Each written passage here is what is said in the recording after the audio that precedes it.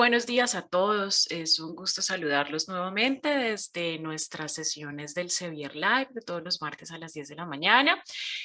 Para mí es un honor presentar a nuestros invitados del día de hoy. Tenemos, como usualmente, nos acompaña los editores y los autores de algunas de nuestras revistas para que ustedes puedan conocer cómo ha sido su experiencia, que nos hablen acerca un poco de prácticas en publicación de artículos científicos para que puedan también escuchar desde sus propias experiencias cómo ha sido esta evolución o este proceso para ellos.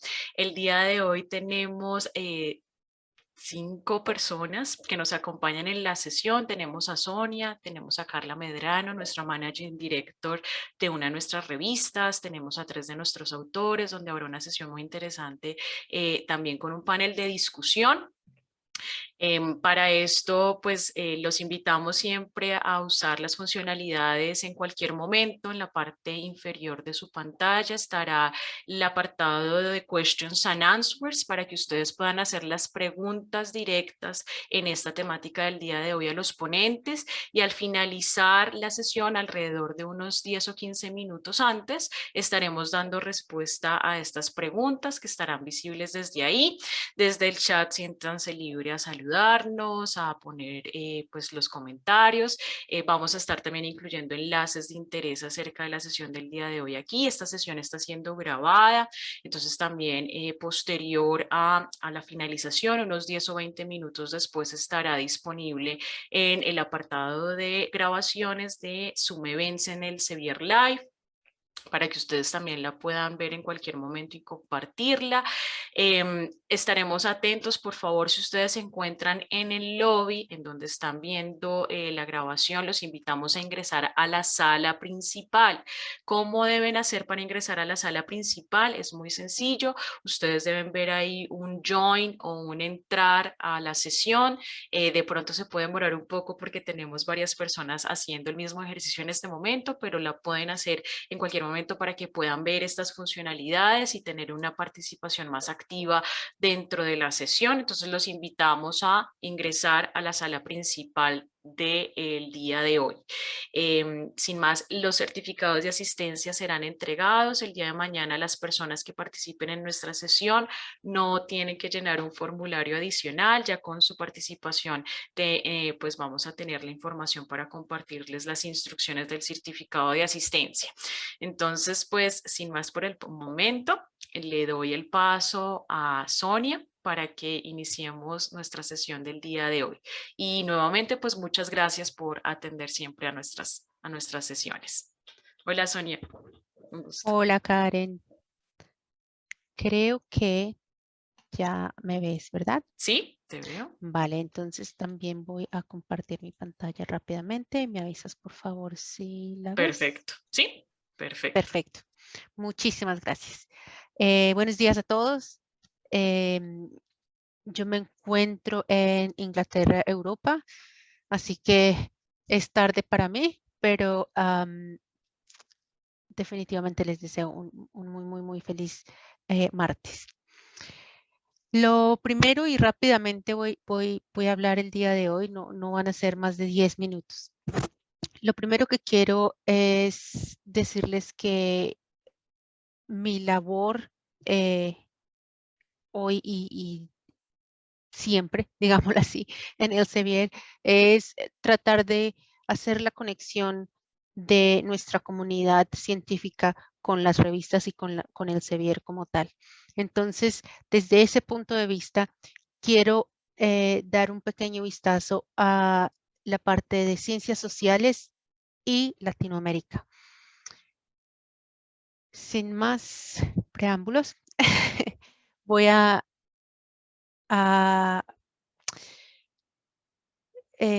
resaltar que tenemos 2.800 más o menos revistas en Elsevier, 600, un poco más de 600 de ellas son de acceso abierto eh, o acceso abierto dorado. En ciencias sociales tenemos varios portafolios. Acá he puesto algunos de ellos, como por ejemplo las ciencias de decisión, sociología, geografía, arqueología, etcétera. Sin embargo, lo que he hecho para el día de hoy ha sido un poco más una vista a fondo de los países latinoamericanos. Lo que nosotros hacemos, perdón, se me está yendo la voz. Lo que nosotros hacemos, lo que nosotros publicamos, y digo nosotros porque soy colombiana. Em, lo que nosotros hacemos, publicamos y cómo se ve, ¿no? Entonces, ¿qué impacto tiene lo que nosotros estamos produciendo en cuanto a ciencia?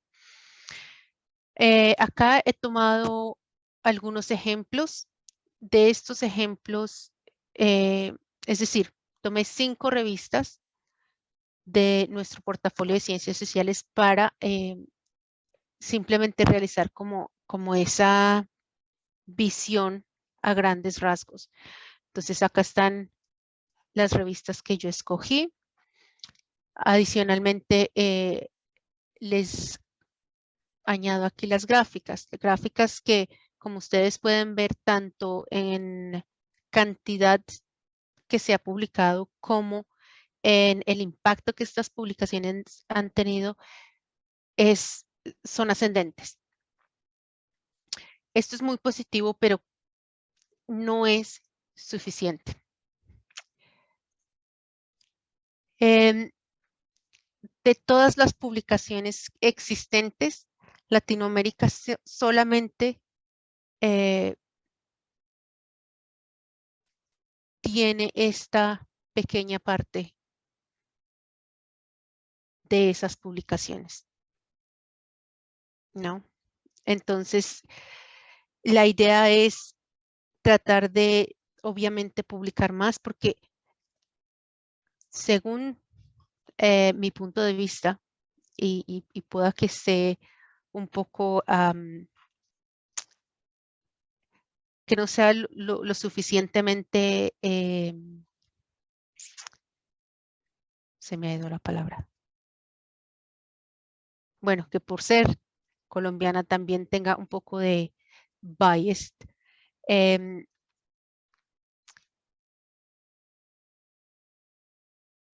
Siempre he tenido como la concepción de que nosotros sí generamos bastante investigación. El problema o lo que está pasando en este momento y lo veo día a día es que esa investigación que se genera en Latinoamérica está siendo publicada por investigadores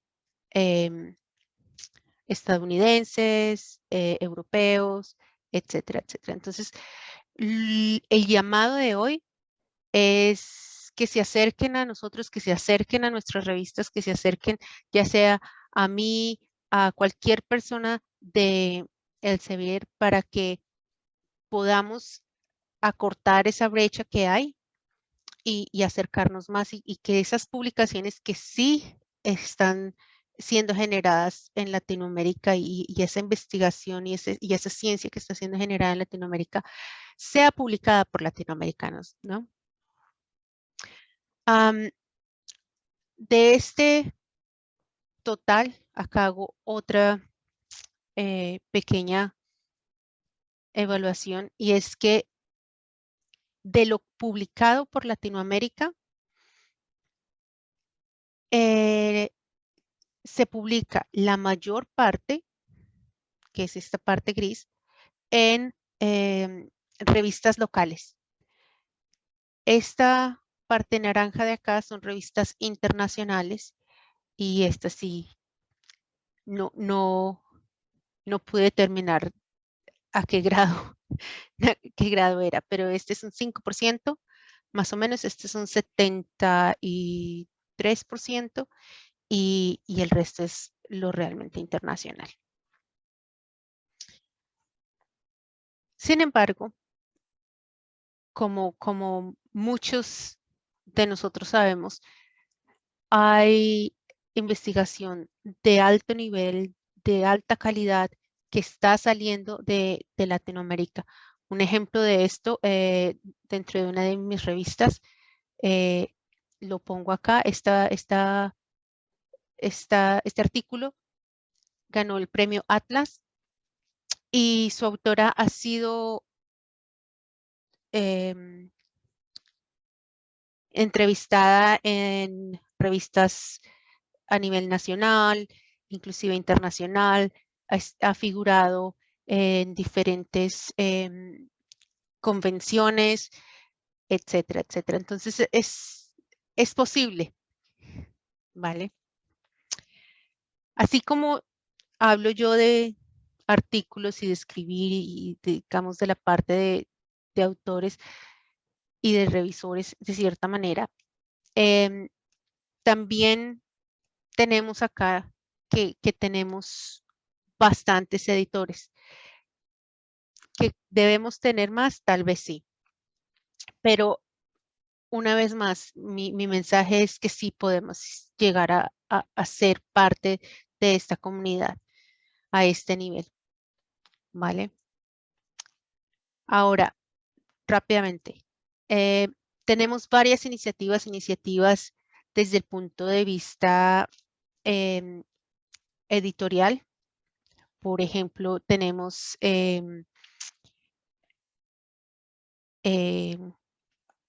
diferentes tipos de procesos en los cuales los potenciales editores, sin necesidad de tener ningún tipo de experiencia editorial, pueden llegar a ser editores. Esta es una de mis revistas y en este momento estamos a punto de publicar esta llamada a que, a, a que participen, ¿no? de esta empresa que es el aprender a ser editor. También tenemos a nivel de revisores. Es muchísimo más fácil, sinceramente, el simplemente decir, yo quiero ser revisor para X revista, para la revista de Ciencias Sociales, para la revista Word Development, para la revista la que sean. Más adelante les brindo el enlace para esto. Pero una de las mejores formas de aprender a escribir un artículo y de aprender a ser un editor es ser revisor. También tenemos muchos workshops y webinars, como por ejemplo el de hoy. Y si están interesados en realizar webinars, por favor contáctenme o a cualquier persona interna del Sevier y con mucho gusto nosotros vamos a colaborar. Adicionalmente tenemos una cosa, o somos parte y somos fundadores de Research for Life. Research for Life es un proyecto para brindar acceso y ayuda a acceso en cuanto a otras revistas y otros artículos que se han publicado a nivel mundial y ayuda en cuanto a el cubrimiento del costo de acceso abierto, si es necesario. Adicionalmente a esto, tenemos acuerdos ya pactados con gobiernos e instituciones gubernamentales, adicionalmente de algunas universidades en Latinoamérica, y estamos negociando aún algunas de estos acuerdos. Estos acuerdos pueden ir desde que cualquier persona dentro del acuerdo, ya sea a nivel de institución, a nivel de gobierno, cualquier persona dentro de ese acuerdo pueda publicar sin ningún costo open access, o sea, acceso abierto, dorado, y también que puedan ver y tener acceso a revistas de todo tipo y de nivel mundial, es decir, a revistas del Sevier. ¿Vale? por último, rápidamente quiero hacer como un resumen. Básicamente, queremos abrir los brazos, tenemos los brazos abiertos para la comunidad de Latinoamérica. Estamos un poco a la expectativa porque sabemos que hay mucho por hacer, hay mucho por explorar, hay muchas oportunidades. Entonces, la invitación es simplemente que se pongan en contacto con nosotros y, y lo vamos a hacer juntos y vamos a incrementar nuestra participación en el mundo de la ciencia. Muchas gracias.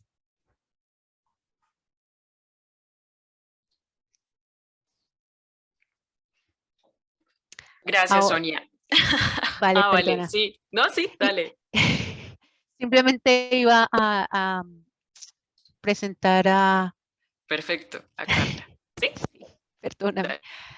Eh, Carla es nuestra Managing Editor de una de nuestras revistas estrella y es de la cual hoy vamos a hablar bastante o de ahora en adelante por la siguiente hora, hora y media. Em, Karen, ¿no tienes tu... ¿Dónde estás? No, no te veo. Ahora, Carla, sí te veo ya. Ok. Perdona. Em, Carla, no sé si quieras tú hacer alguna introducción Sí, a la muchas revista. gracias.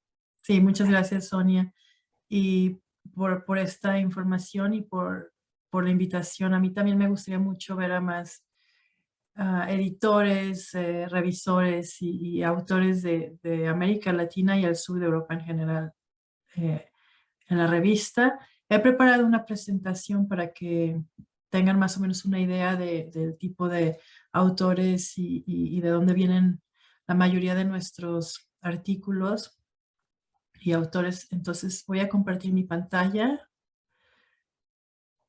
Mm, si alguien me puede, por favor, decir si la estoy compartiendo. Ujú.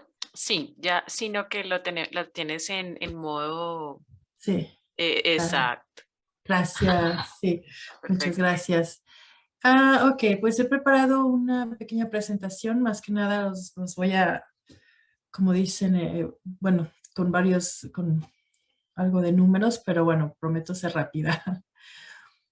Mi nombre es Carla Medrano. Yo estoy en la ciudad de Leiden, en los Países Bajos. Soy el editor científico de la revista. Esto quiere decir que cuando llegan artículos, cuando los autores envían artículos a la revista, yo soy una de las primeras personas o la primera persona en interceptar los artículos. Y yo me aseguro que el aspecto científico sea satisfactorio. Yo veo la metodología que se usa, los datos, que todo esté propiamente backed up o que todo exista de una manera coherente, que la estructura sea también apropiada para el tipo para el campo y para el tipo de manuscrito que están enviando. Entonces, en general, todo lo que tiene que ver con la parte de estructura y la parte del método científico, básicamente es lo que yo reviso. Después de eso, ya lo envío a diferentes editores que tienen, pues ahora sí que son expertos en cada tema. Si es de educación, tenemos editores especializados en educación, si es en lingüística, si es en sociología, psicología, básicamente cualquier aspecto. En algunas ocasiones también me hago cargo de algunos manuscritos y tienen que ver con mi campo de investigación, pero en general me encargo de ser como el primer filtro de todos los manuscritos y después enviarlos a los editores correspondientes, am, quienes a su vez después lo envían a revisión. Eso es un poco lo que hago. En cuanto a la revista en sí, La revista, el nombre es Social Sciences and Humanities Open, es una publicación en inglés y es una publicación es una revista científica de acceso abierto. Existe, como les comentaba, un proceso de revisión y tratamos de ser una revista abierta a todos los niveles o en todos los puntos de la carrera de los investigadores. En particular, tratamos de ser un buen apoyo, un gran apoyo para los autores que están publicando por primera vez o que apenas tienen una o dos publicaciones, que a veces necesitan un poco más de apoyo o que no tienen tanta experiencia en el proceso.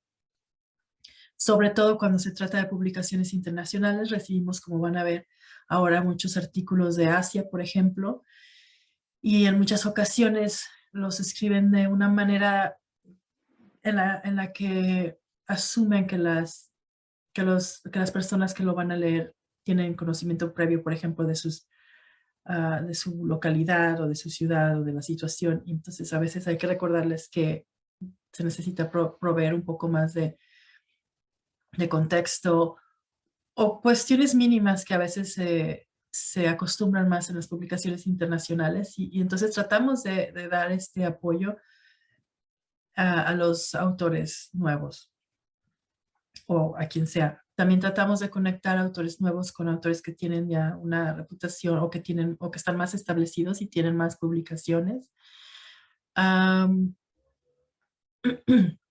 Y bueno, la revista en sí comienza a consolidarse como una revista donde líderes que ahora son líderes en sus campos publicaron por primera vez, aunque la revista en realidad tiene poco más de 3 años, pero ya tenemos algunas personas que están en posiciones como editor-in-chief en algunas otras revistas o dentro de la misma academia, en posiciones ya más que son medianas o de senioridad, y que su primera publicación fue en Social Sciences and Humanities Open, lo cual nos da pues mucho gusto.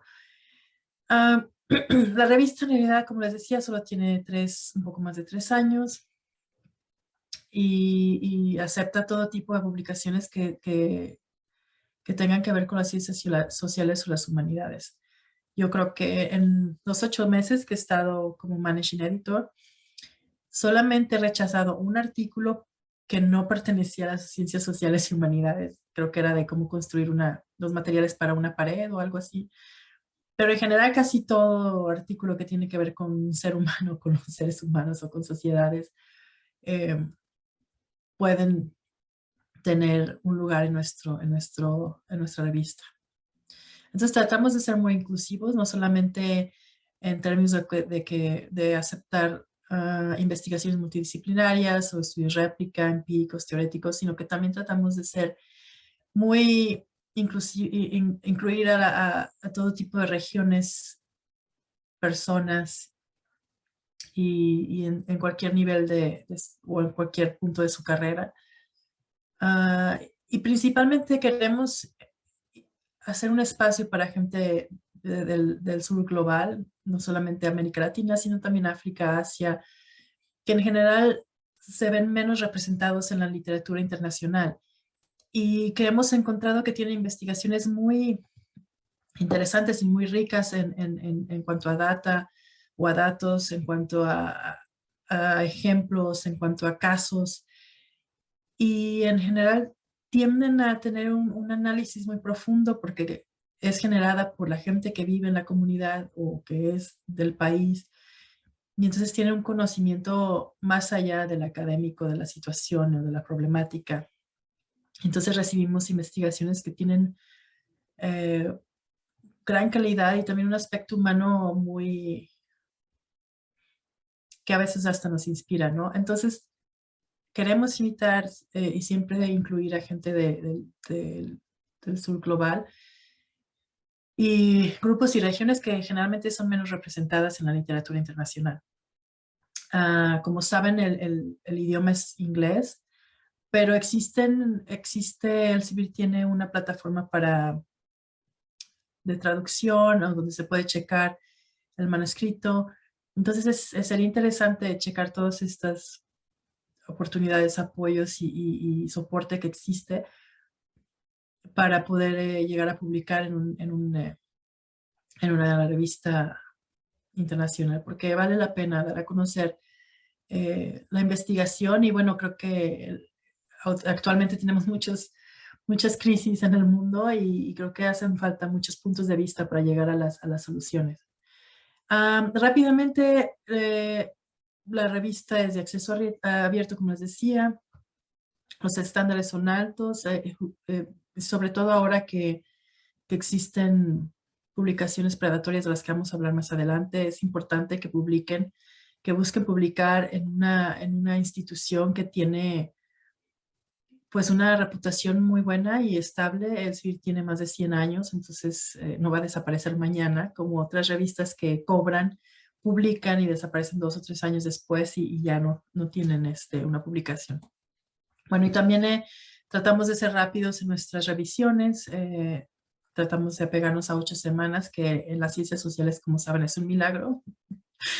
El impacto es que tenemos más de 1,5 millones de downloads en menos de 3 años. Y bueno, el apoyo a regiones, que también ya les comentaba Sonia con el Research for Life.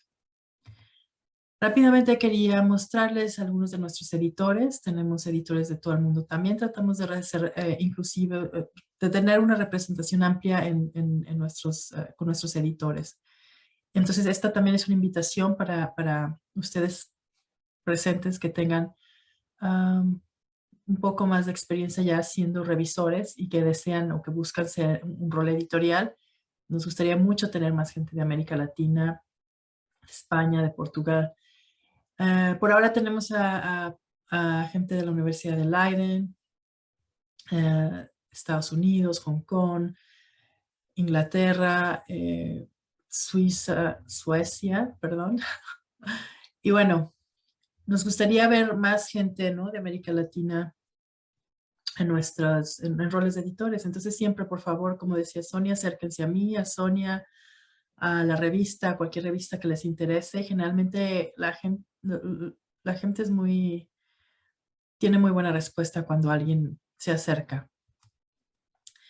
Actualmente estamos buscando editores para la revista.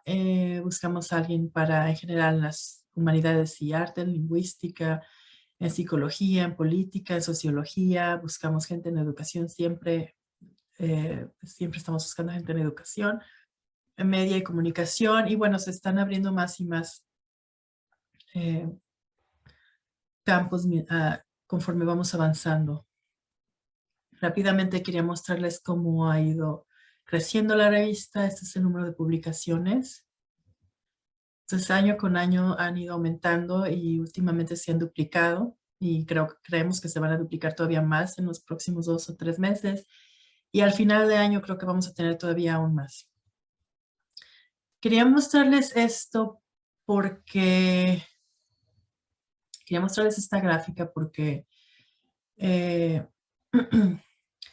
en muchas ocasiones es muy normal que nos rechacen cuando somos autores, sobre todo autores nuevos, y queremos publicar. Y quería mostrarles que el número de artículos o de manuscritos o artículos que se rechazan es muy alto, para que no se desanimen y para que sepan que no es personal.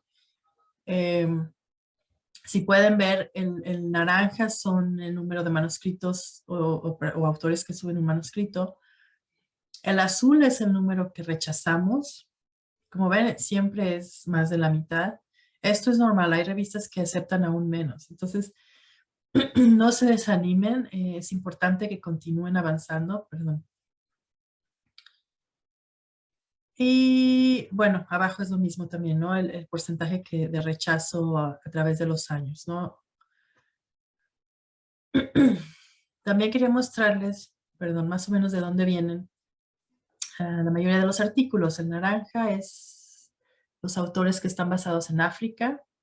El azul es Asia, que ya les comentaba que tenemos un gran número de autores de Asia y ellos hacen mucho uso del sistema de traducción y revisión del lenguaje al inglés. Y esto es año con año. Entonces, como ven, siempre Asia está al frente. Después tenemos África, después está Europa. Y bueno, ya el norte de América y Centroamérica y Sudamérica ya básicamente va desapareciendo. Entonces, existe todavía, yo creo, mucho espacio para crecimiento. Lo quise poner aquí los 10 países que más publican. Tenemos a India, Estados Unidos, Bangladesh, Etiopía, Nigeria, China, Ghana, Inglaterra, Irán, Australia. Entonces es muy, muy diverso el journal y la revista y también pues los autores. Aquí también es más o menos los artículos que, ay, no puedo ver el título de la diapositiva.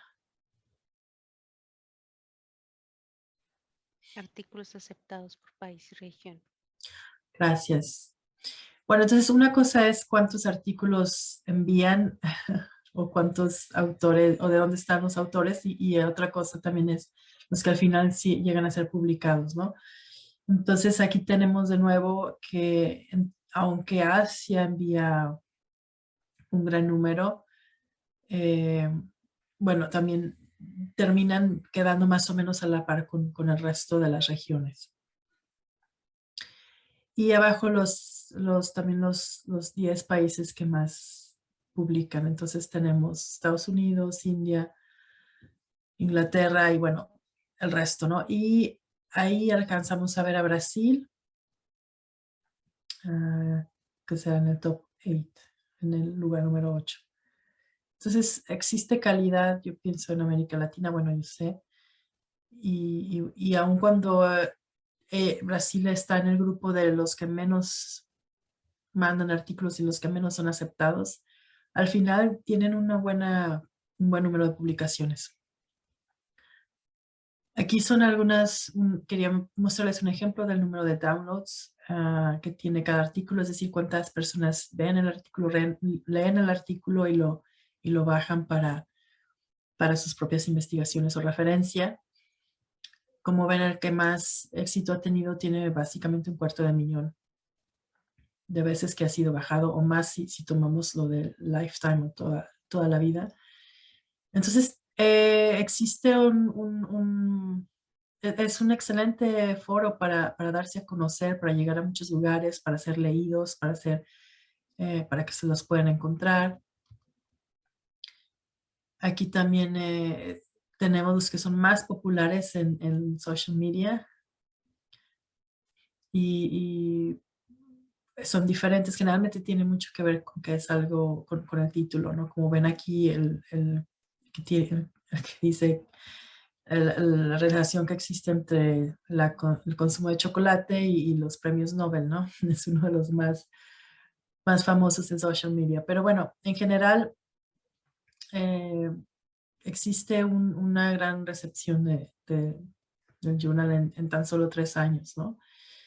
Y bueno, aquí también tenemos un par de números más.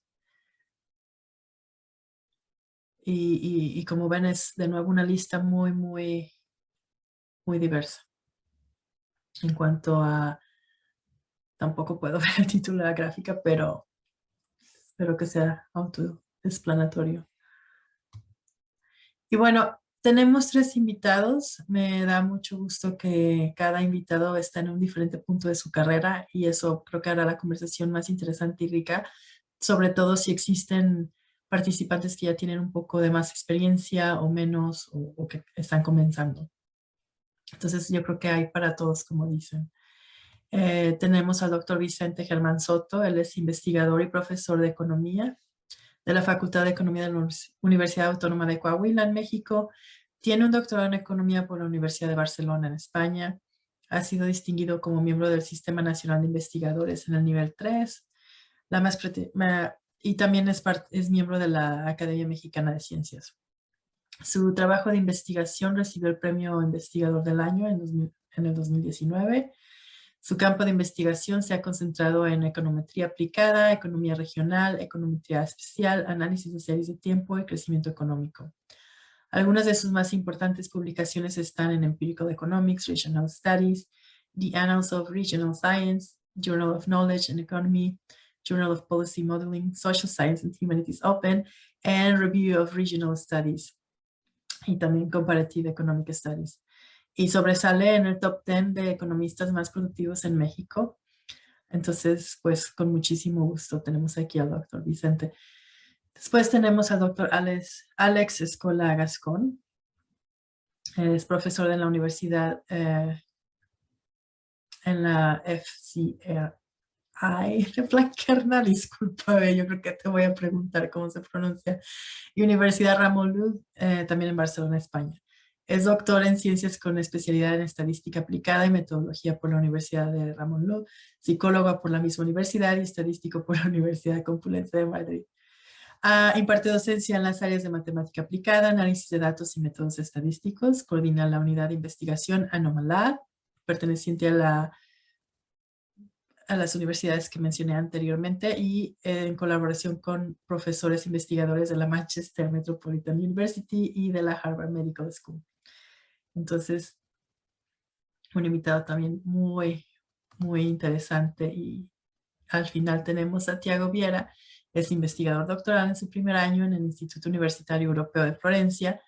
Tiene una maestría en democracias actuales en la Universidad Pompeu Fabra Barcelona, licenciado en Sociología, Universidad de Coimbra, investigación centrada en el impacto de los cambios tecnológicos en las relaciones laborales. Ha escrito 3 artículos sobre la situación de los repartidores por plataformas en España, uno pendiente de publicación. Actualmente trabaja sobre los impactos negativos del despliegue de técnicas de gestión algorítmica en los lugares de trabajo. Y bueno, creo que los 3, me doy cuenta, tienen en común que han vivido o trabajado en Barcelona. Y con esto dejo de compartir. Vamos a ir respondiendo algunas preguntas, pero yo creo que eso lo haremos conforme vamos avanzando. Entonces dejaré de compartir la pantalla, ahora sí, para darle la bienvenida a Vicente, Alex y Tiago. Hola a todos, ¿qué tal? Hola, muy buenos días, tardes para allá. Muy buenas.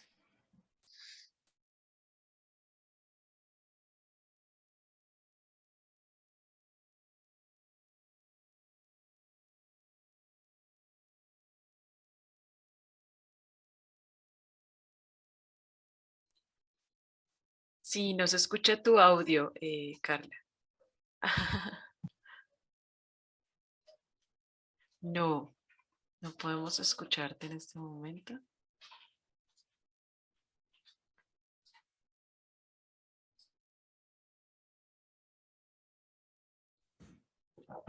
Ya, ¿Ya? ahora sí, perfecto, te escuchamos. Qué susto, gracias. No, pues gracias a los 3 por estar aquí y bueno, además de que los 3 creo que conocen bien Barcelona, han sido publicados previamente en la revista de Social Sciences and Humanity Open.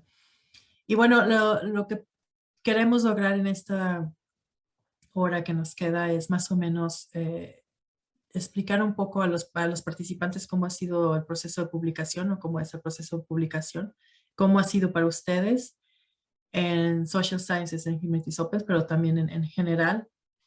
Y para ello preparé algunas preguntas que pensé podríamos ir respondiendo poco a poco y dejar al final un campo abierto para preguntas y respuestas de los participantes. La primera pregunta que preparé es muy general y simple y básicamente cómo se prepara una investigación para publicación en revistas internacionales científicas.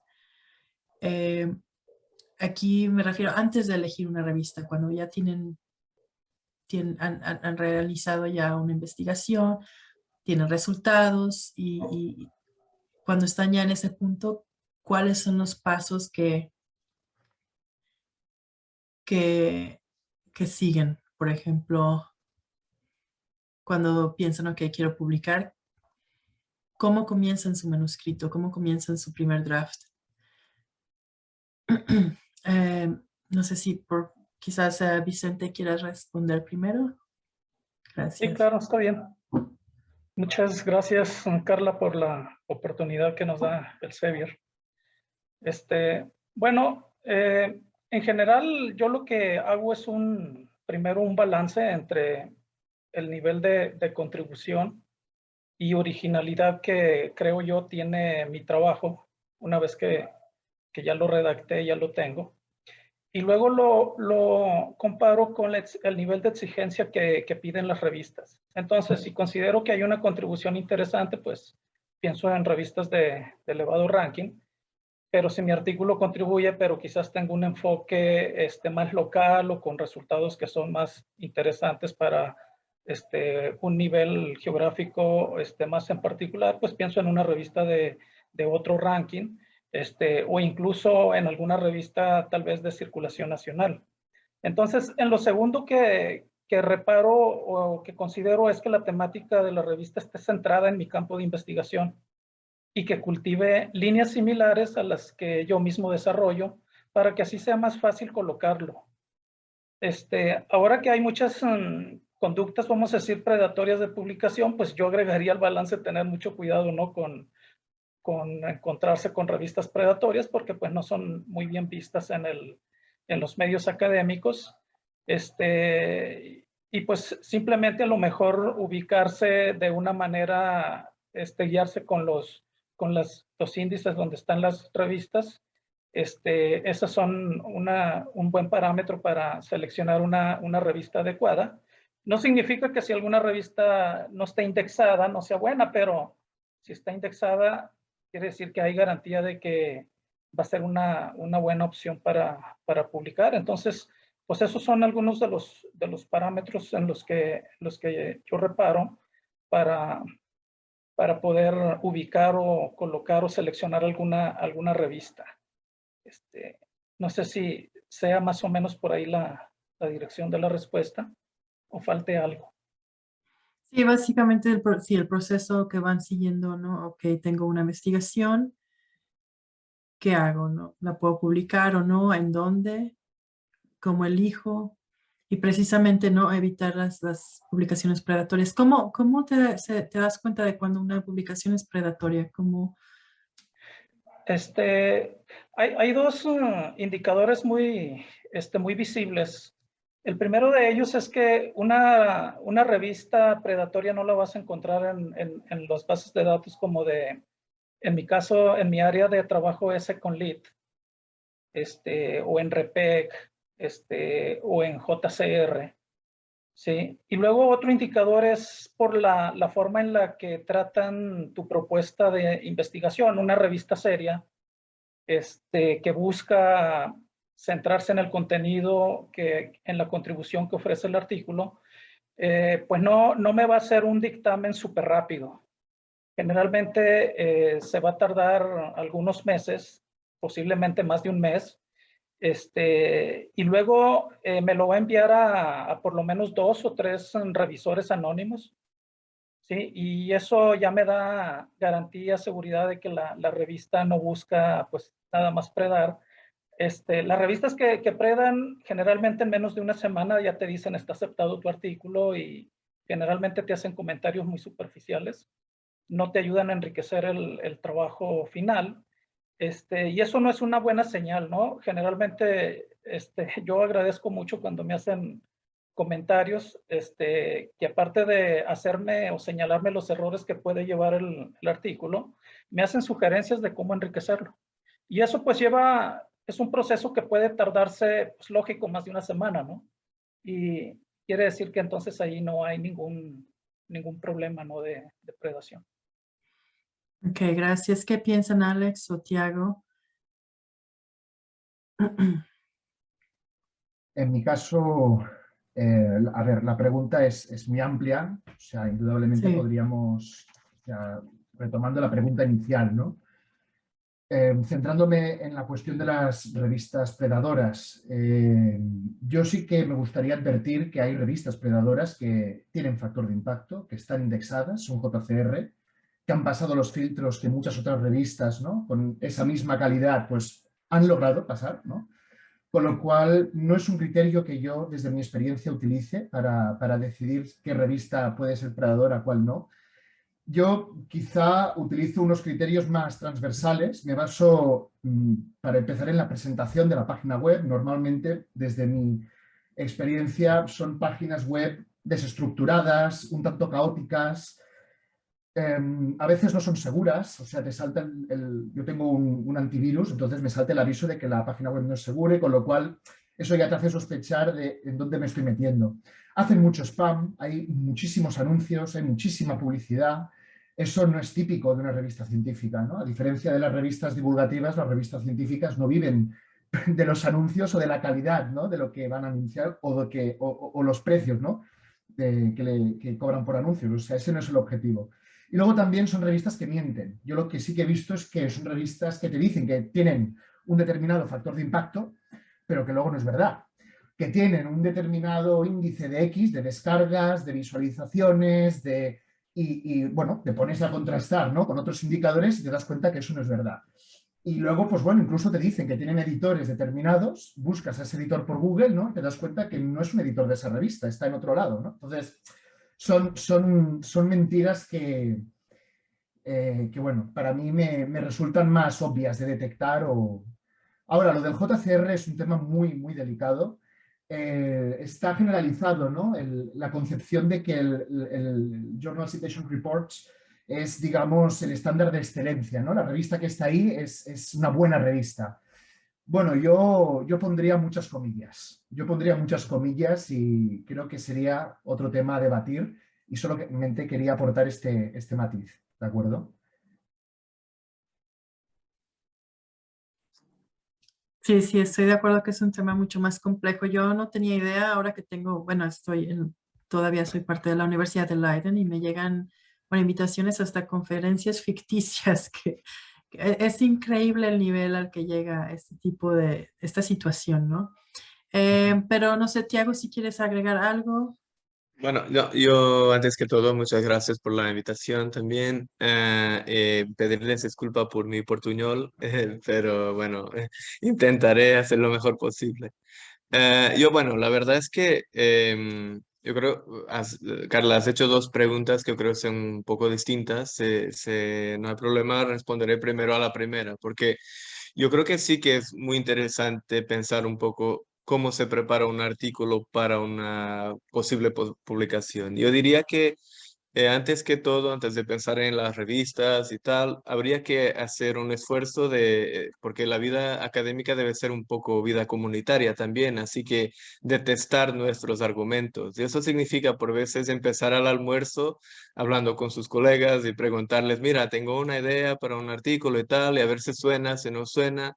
Y luego desde ahí uno puede empezar a llegar a alguna cosa, porque la verdad es que por veces nos enamoramos de nuestras ideas, pero alguien llega y dice, mira, no, esto no sale. Y luego lo otro es que yo creo que con gente con la cual tengamos confianza de compartir nuestro trabajo también, porque otras veces estamos enamorados de las cosas que hemos escrito, pero otro par de ojos van a decir que no, que esto no tiene sentido, no entiendo lo que estás diciendo y tal. Y en ese sentido yo creo que en nuestro entorno, la gente con la cual estamos en confianza, es útil de compartir nuestras ideas. Luego sobre lo de las revistas y las conferencias, bueno, no tengo tanta experiencia como los demás ponentes, pero creo que una de las cosas buenas que tiene la Internet es que como es una larguísima comunidad, así que por veces googlear el nombre de una revista y poner Predatory Journal después ya es suficiente para mirar en un montón de sitios qué dice la gente, y esto ya nos da algunas ideas sobre lo que está pasando, ¿ah? Así que no debe ser un criterio definitivo, no creo que sea solo porque hay gente que lo dice que nosotros construimos nuestra opinión final, pero sí que es útil, porque si hay 100 personas en Internet diciendo que me intentaron sacar dinero o invitaron a una conferencia que no existe o no sé qué, esto ya debe darnos como algún tipo de llamada de atención que algo no está bien, y desde ahí seguir los criterios, que además comparto con Alex todas sus sugerencias. Yo creo que lleva razón lo que dice. Pero bueno, podemos empezar por algo muy sencillo, que es buscar lo que dicen los demás que están por ahí, porque esto es un mundo muy largo y siempre hay gente que ha escrito alguna cosa. Sí, sí, es verdad. Fuera del tema de, de las revistas predatorias, no sé si Alex o alguien más quiere agregar a cómo eligen una revista, cómo eligen la revista a la que van a publicar o la que van a enviar su manuscrito. En un mundo, ya se verificaron que no es una revista predatoria, saben que existe una institución que la respalda o pertenece a una universidad o cualquier método que hayan utilizado.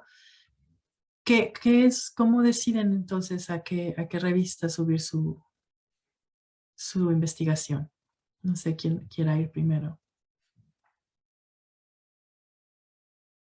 Gracias, Alex. No, le iba a ceder la palabra a Vicente. Ah, Entonces, es un gesto que aquí utilizamos para ceder ¿no?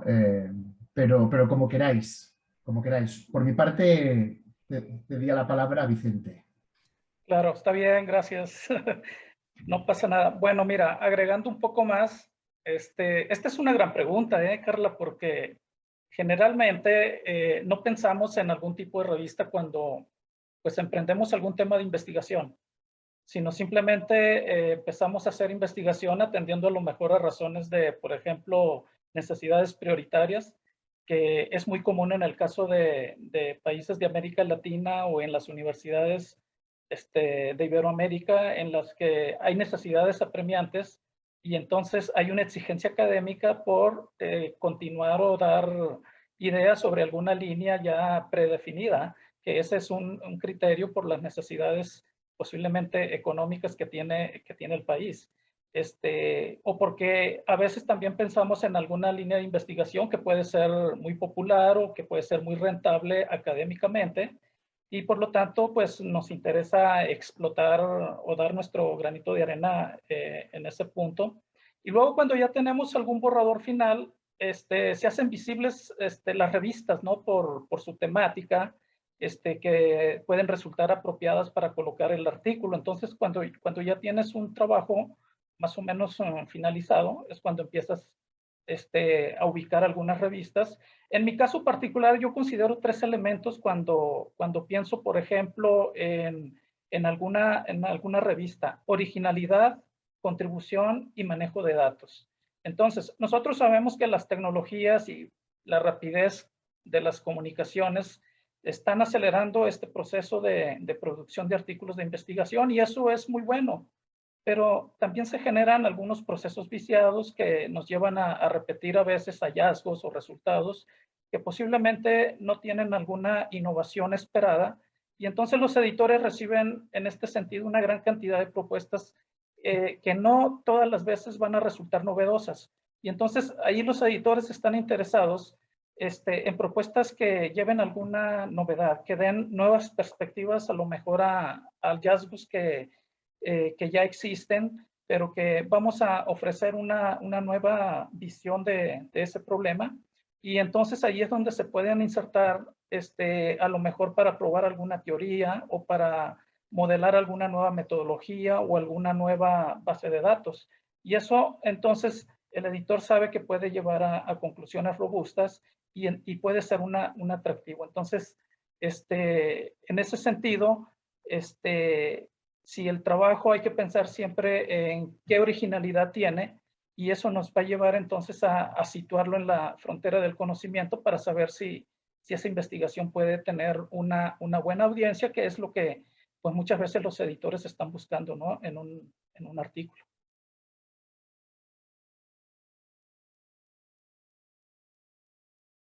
ok, gracias. Debo agregar que en Social Sciences, en Humanities Opens, en la revista que estoy, en realidad no buscamos groundbreaking theory, no estamos buscando que sea algo novedoso. Se fue la voz otra vez, Carla. ¿No me escuchan? Ya, ahora sí, perdona. Tal vez Gracias. solamente. Gracias, Sonia.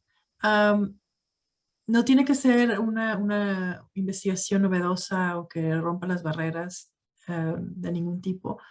Tiene que ser robusta en términos científicos, pero sí tratamos de ser un espacio en donde puedan publicar estudios, replicar resultados negativos. Si se siguió una metodología apropiada y buscan publicar, Y creo que tratamos de ser un espacio en donde se pueda publicar. Pero como menciono, siempre tiene que haber una metodología adecuada y tiene que pasar la revisión de pares, o sea, tiene que seguir todo el proceso, ¿no? Pero sí tratamos de ser un lugar en donde los investigadores puedan comenzar a socializarse con el proceso de publicación y también ir subiendo, ¿no? La misma calidad poco a poco, pero también es un poco diferente en cada ámbito, ¿no? Por ejemplo, en psicología existen muchos estudios que es importante cuando existen estudios replicados y que los resultados son negativos o inclusive cuando son positivos y confirman lo que ya se ha dicho, ¿no? Todo generalmente puede ser de mucha ayuda, pero no sé si alguien más quiere agregar en este punto. Sí, a mí me gustaría agregar una reflexión más. Más allá de dónde publicar, yo también añadiría la pregunta de ¿para qué publicamos? ¿No? O sea, la publicación no solamente tiene que ser una comunicación o una respuesta final, ¿no?, de un proceso de investigación, sino que también responde o normalmente en ella subyacen objetivos y con lo cual esos objetivos requieren de estrategia, ¿no? Desconozco la situación en otros países. En España, a la hora de publicar y a la hora de hacer carrera académica, nos exigen una serie de acreditaciones y los criterios que hay en estas acreditaciones pues tienen en cuenta desde pues, la Web of Science, Scopus, hasta bases de datos más específicas, ¿no? Entonces, quería añadir simplemente que yo sí me tomo el margen y la libertad de elegir una revista también por su tema, por su especificidad, ¿no?, por su ámbito en concreto, porque responde a algo en lo que quiero hacer carrera y en donde quiero estar, ¿no? Y también el para qué publicamos, y esto también está relacionado con la cuestión de la innovación, ¿no? Uno tiene que ser consciente, ¿no?, de qué tema tiene, bueno, qué manuscrito ha hecho y hasta dónde llega y hasta dónde no. Y a partir de ahí, pues, bueno, si no es algo innovador, pues tendrás que dirigir o nos tendremos que dirigir hacia revistas que no prioricen en la innovación como criterio de aceptación o como criterio, digo de aceptación para mandarlo a peer review, ¿no? O sea, simplemente destacar esta parte estratégica, ¿no?, de que cada uno dentro de su contexto tiene que tener muy claro qué le piden, ¿no? Si estás haciendo una tesis y quieres que te convaliden la tesis, ¿no?, por publicaciones, en España se puede hacer, desconozco si esto se puede aplicar en otras, bueno, legislaciones, estados y demás, pero hay una serie de criterios, qué revistas sí, qué revistas no, y eso también pues, te ayuda a poner focus hacia lo que es pues, tu carrera investigadora.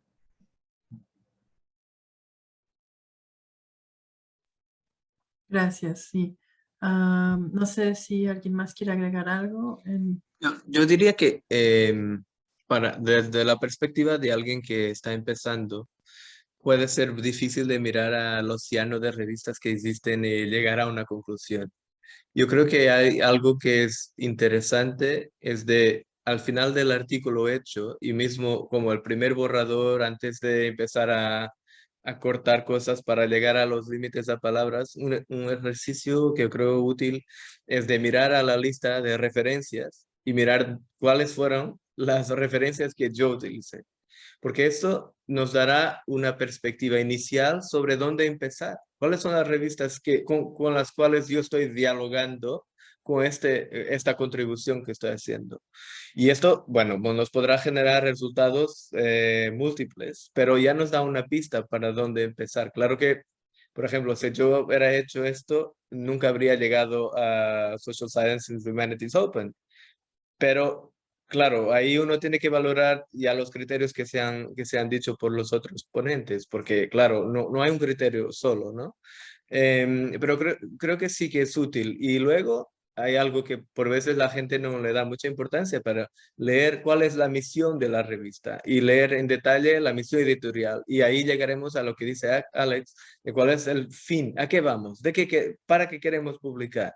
Y luego posiblemente ya me pasó llegar a la conclusión que una revista de la cual yo citaba 4 artículos en mi artículo, no tenía como misión publicar cosas iguales a que yo estaba publicando. Por lo tanto, la descarté de inmediato. Por eso creo que, bueno, elevarlo poco a poco también es útil, creo.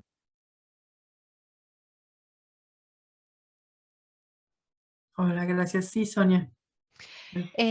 Solamente y rápidamente quería añadir que Elsevier tiene una herramienta, Karen ya la puso en el chat, que nos puede dar una, un punto de partida, más que cualquier cosa, porque como Tiago lo dijo hace un momento, hay que de todas formas leer el scope y realmente analizar si lo que yo he hecho en mi trabajo corresponde a ese scope, ¿no? Otra cosa que he visto muchos autores hacer es que van a las publicaciones de la revista y hacen un trabajo de reconocimiento más que de leer exhaustivamente. Es como reconocer el hay algo similar de la misma línea, metodología, etcétera, etcétera.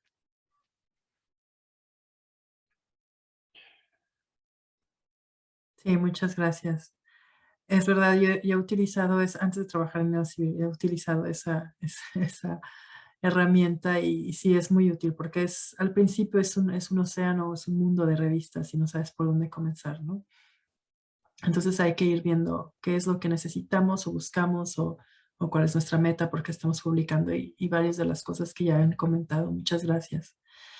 Bueno, tengo una pregunta aquí porque es algo que observo mucho en los manuscritos que me llegan. Es acerca de la estructura del manuscrito. Yo creo que es el problema más grande que me encuentro. Ya tienen su investigación, ya eligieron la revista, se dieron la tarea de asegurarse de que no es una revista predatoria.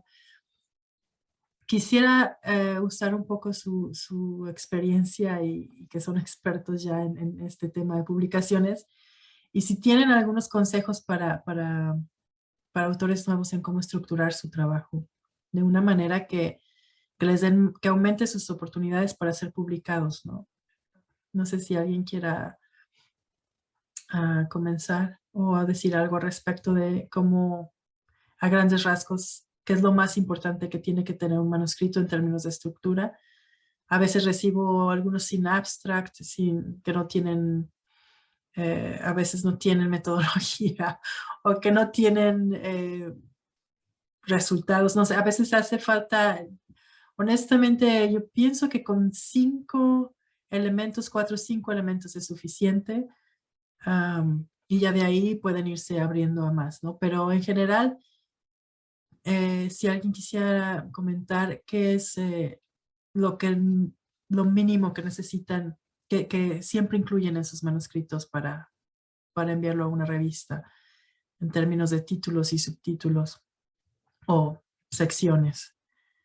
No sé si alguien quiera decir algo al respecto.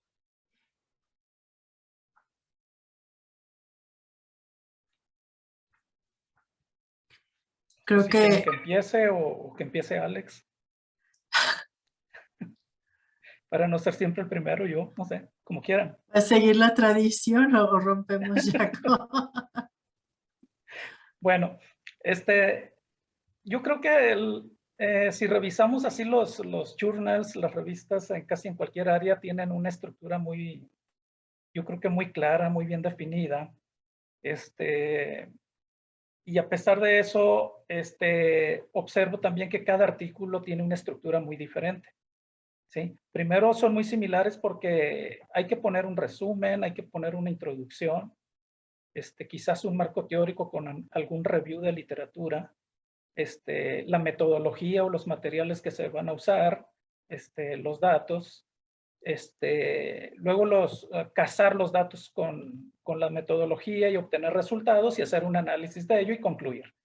Básicamente es una estructura estándar, pero aún así yo pienso que cada artículo tiene su propia estructura muy particular Y en ese sentido, cuando ya tienes una idea y tienes los materiales necesarios sobre el tema que emprendes, pues es momento de escribirlo en un documento y comunicar, ¿verdad?, los resultados pues a la audiencia, que ese es el paso final cuando se coloca en una revista.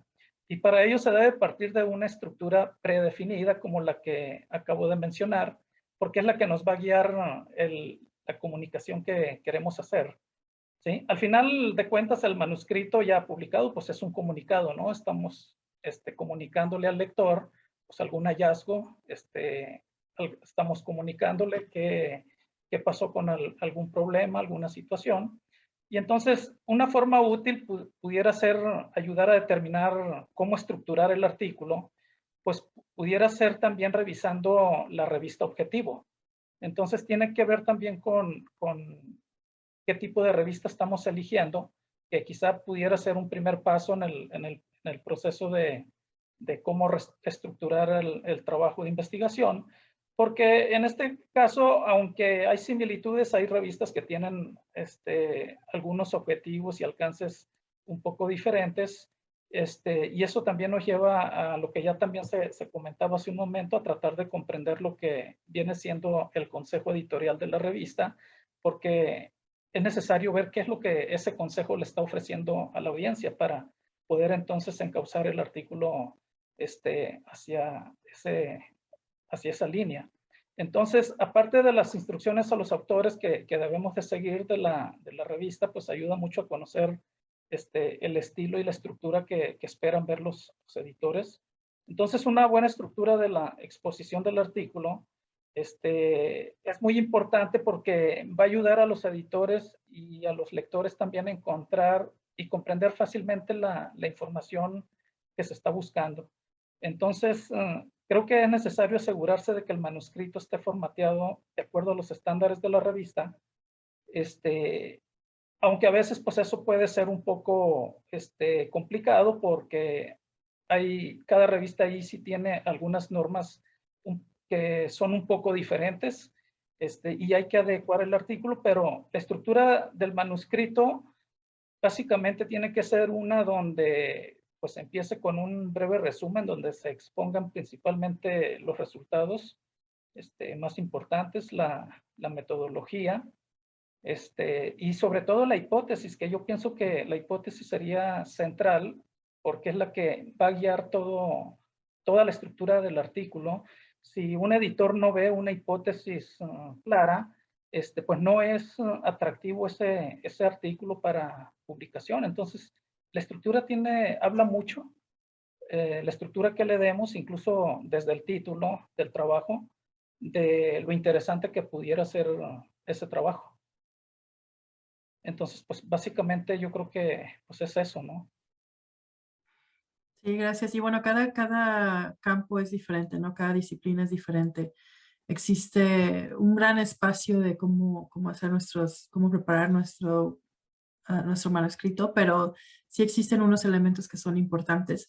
Lo que más importante también es recordar que no todos saben lo que ustedes saben, o como autor yo sé mucho más del tema que alguien quizás que va a leer mi manuscrito, y entonces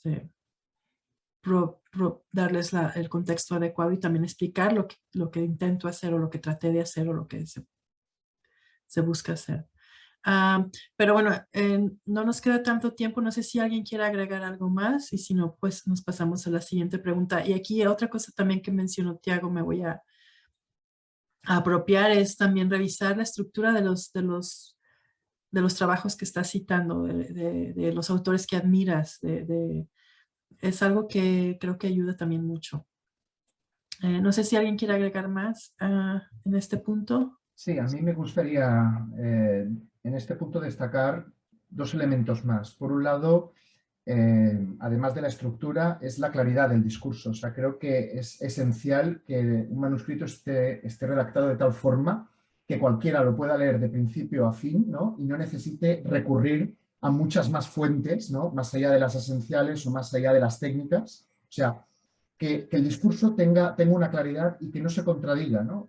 A veces pues, me ha tocado revisar algún manuscrito y ostras, se hace difícil el hecho de encontrarte con algo que niega lo anterior para luego volver. O sea, esa claridad facilita mucho la lectura. Y luego también quería destacar lo que es la justificación de los contenidos, ¿no? O sea, si el discurso es científico, pues no podemos realizar afirmaciones salomónicas y quedarnos tan anchos, ¿no? Por ejemplo, está demostrado que científicamente X es negro. Bueno, a ver, esa frase y una cita, pues no me vale. O sea, ¿cómo que está demostrado? O sea, para empezar en ciencias sociales, lo de la demostración no lo llevamos muy bien.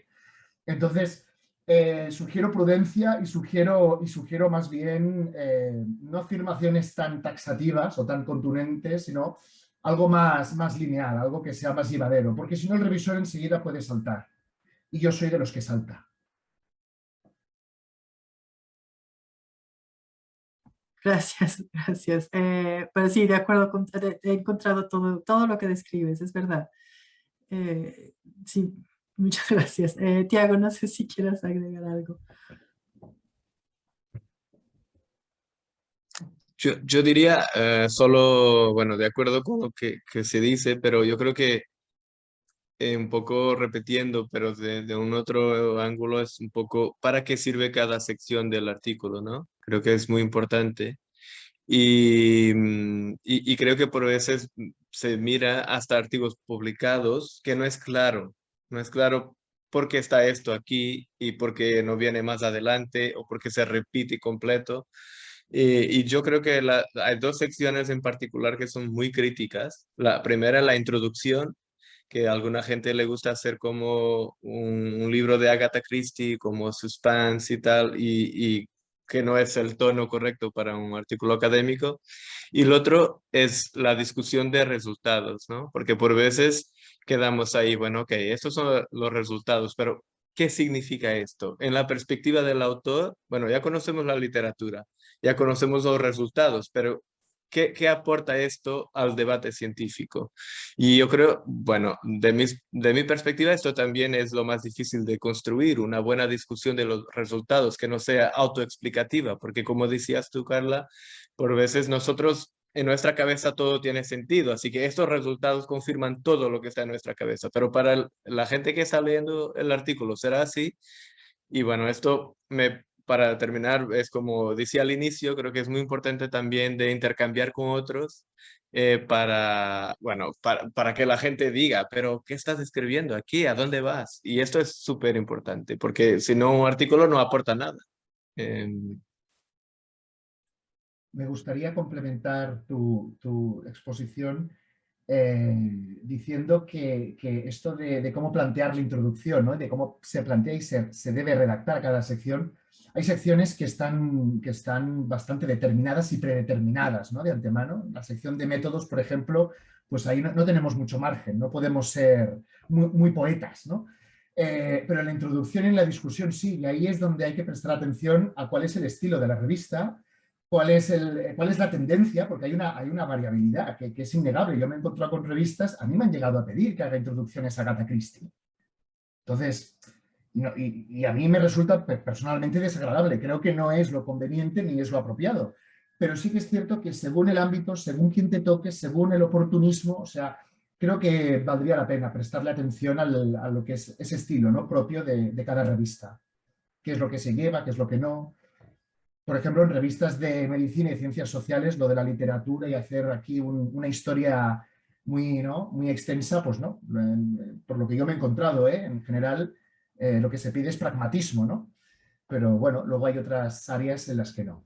Nada, solamente matizar esto, revisar el estilo de cada revista, que es importante para tratar de ajustarnos bien, porque si estamos bien ajustados con lo que la revista pide y quiere, no nos harán el test reject, que es algo que frustra mucho para los que están empezando. Sí, así es. Sí, muchas gracias. Una pregunta más que quiero agregar y ahora, bueno, no sé cómo plantearla más o menos, pero sí me gustaría que habláramos un poco acerca de nuestra audiencia. La mayoría está en América Latina, si no es que todos. Y yo he visto que en las ciencias sociales en los últimos años existe mucho interés en cuestiones en casos locales, existe mucho interés en en lo que está sucediendo en regiones pequeñas. Es un poco más de ir del micro al macro. Es una tendencia que he observado en varias disciplinas, quizás no en la suya, pero si quisiera, si ustedes tienen algo que agregar acerca de por qué es interesante leer investigación que viene de América Latina, del sur de Europa o del sur global en general.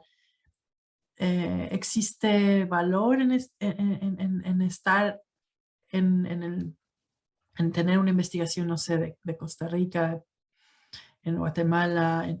¿Cuál es el interés que pudiera existir ahí? Yo trato de hacer esta pregunta preguntándome, yo soy originalmente de México y cuando estaba en México me imaginaba, bueno, a nadie le interesa lo que está pasando en esta pequeña comunidad indígena en la que he estado trabajando por años. Y ahora que estoy fuera me doy cuenta que existe mucho interés porque estuve ahí, viví ahí y tengo datos, información. Y eso es algo que no me esperaba a nivel internacional. Y entonces quizás es algo que no valoramos en ocasiones cuando estamos porque no, porque estamos en diferentes lugares o porque no nos apegamos a lo que viene siendo la tendencia de de las últimas décadas en cuestiones de investigación. No sé si me explico un poco o ya estoy haciendo una pregunta a Agatha Christie también. Pero bueno, No, te explicas muy bien. No sé si quieres que responda igual. Ya se volvió costumbre, ¿no? Que empiece. sí, ¿Quieren que gracias. empiece? Me parece una pregunta, un tema muy interesante. Yo creo que es muy importante debatir esa parte que mencionas, porque estamos hablando de los países del sur, Iberoamérica, no sé, Latinoamérica. Y como nos mostraban hace unos momentos, pues las gráficas de publicaciones pues son escasas o son más bien bajas, las que esa región del mundo en la que está participando. Entonces, a mí me gustaría pues hacer una remembranza, ¿no? Así como que de la importancia general que tiene la investigación, pues no solamente en Iberoamérica, ¿no? Sino en cualquier país o región del mundo. Y aquí pues yo creo que hay que casi que desde cualquier punto de vista ver que la investigación produce beneficios. Yo creo que son inmensos los beneficios y generalmente no los valoramos en su medida, en su justa dimensión, porque, por ejemplo, la investigación es vehículo para aumentar la actividad económica, crea trabajo calificado y es una forma de elevar el conocimiento y aplicarlo. Y por lo tanto es un mecanismo de independencia económica para cualquier país. Por lo tanto, tiene un valor incuestionable lo que viene siendo todo el proceso de investigación que haga algún país. Y por lo tanto representa un nicho de oportunidades que para las sociedades actuales no solamente se desarrollen, sino que mantengan su proceso o su desarrollo.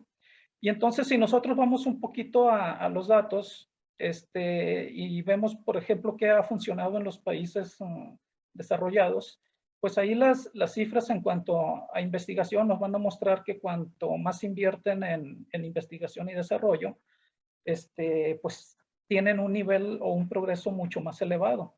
Mientras que al contrario, si observamos que hay menos presupuesto que se destina al sector de la investigación, generalmente van a ser economías con un menor grado de desarrollo. Y eso no solamente lo vemos entre los países más desarrollados, también lo vemos entre países solamente, por ejemplo, de Iberoamérica, vamos a decir, o de la parte sur del mundo, donde también ahí se va a dar el hecho de que a mayor presupuesto en investigación, pues también van a tener mayores beneficios y desarrollo. Ahora, centrándonos específicamente en la importancia que tiene la región de Iberoamérica, yo diría que hay por lo menos 4 razones que la hacen importante o en las cuales puede tener fortaleza Iberoamérica. Una de ellas es desde el punto de vista de la reputación académica, porque si miramos bien las características de este grupo de países y y exploramos un poquito en la historia reciente, vamos a darnos cuenta de que se trata de economías que están en un proceso de desarrollo, o por lo menos tienen un potencial de desarrollo que está esperando ser aprovechado por el sector de la investigación. Entonces, la región es atractiva porque también ahí se va a desarrollar el sector de la educación, y ese es un motivo muy importante, donde hay un potencial para generar investigación. Luego también hay una segunda razón que puede ser de origen económico.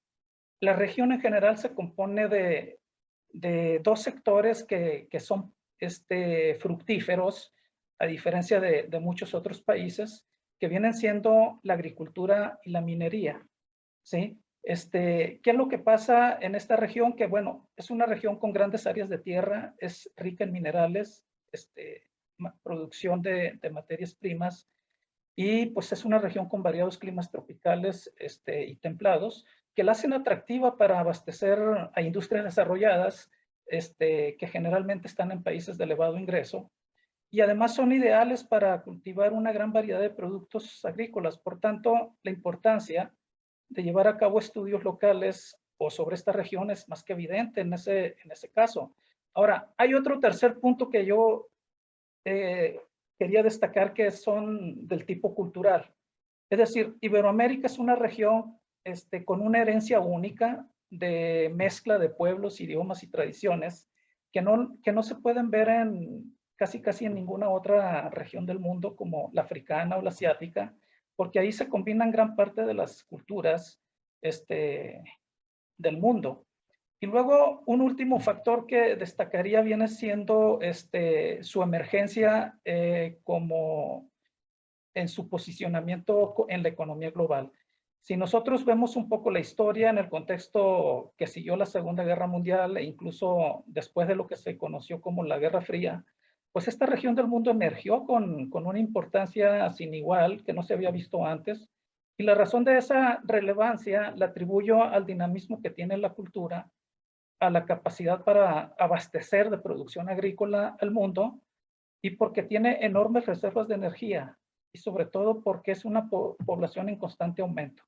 Recordemos que durante la Segunda Guerra Mundial, pues los países de Iberoamérica pues casi no tuvieron una participación muy activa, pero apoyaron en, por ejemplo, producción de alimentos y en otras actividades donde la mano de obra debido a la guerra era escasa, y entonces ahí es donde se volvió importante la región.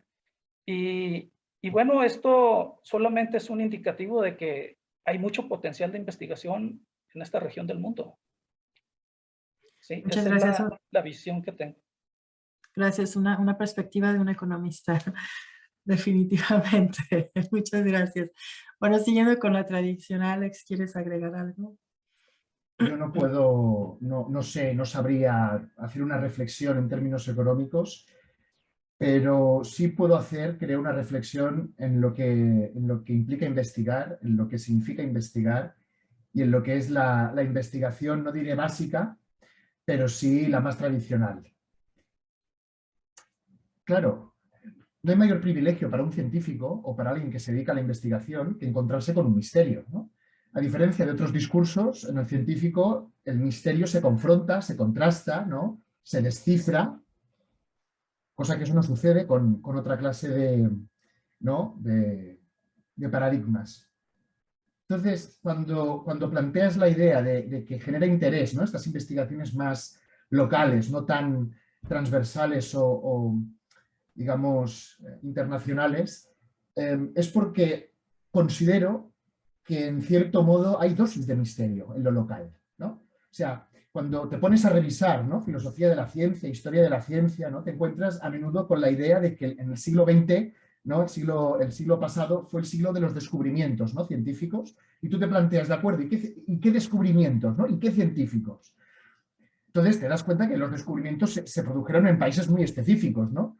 Y de acuerdo, muy bien, sí. O sea, fue la era de los descubrimientos para quiénes, ¿no? Podríamos plantear, para quiénes. Ahora le toca quizá a la otra cara de la moneda. Ahora le toca quizá, ¿no? Por buscar el balance, principalmente. Y de hecho este es un problema que yo sí que me he encontrado con científicos tradicionales de países nórdicos, anglosajones, que consideran la investigación como algo aburrido, ¿no? ¿Por qué? Es que casi ya lo sabemos todo, ya tenemos suficientes elementos racionales para poder explicar todo lo que sucede en el cosmos, ¿no? ¿Para qué queremos más? Ahora lo que tenemos que hacer es buscar la aplicación, ¿no?